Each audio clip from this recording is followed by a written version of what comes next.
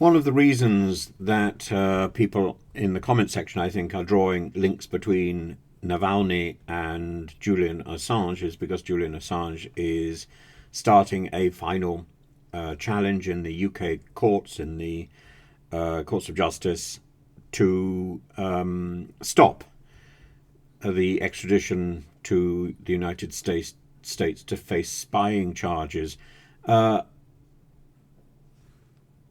The question really is whether or not this is the right way to be proceeding. He was detained in the UK on the basis of contempt of court. And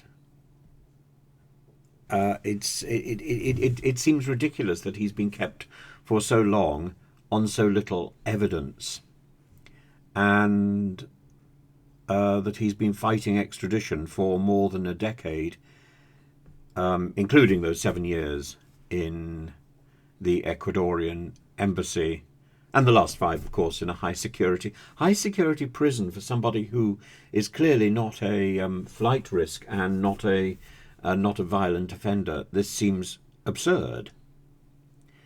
But the parallels between Assange and Navalny, I think, are inappropriate. Navalny was this extraordinarily courageous and principled individual, and Assange, while leaking important documents, I think wasn't terribly concerned about what he leaked.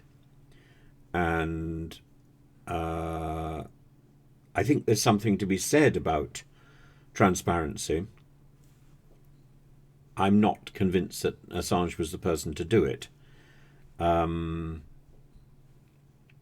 the same time, I think the idea of pursuing him for spying charges is frankly absurd. Frankly absurd. And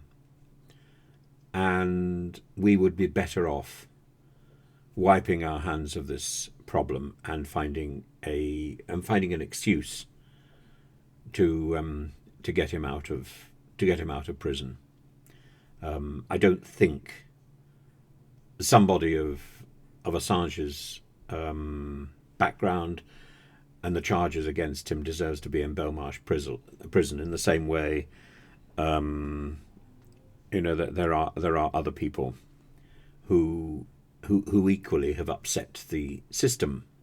That is all they've done. They've upset the system. They've not committed any serious crimes.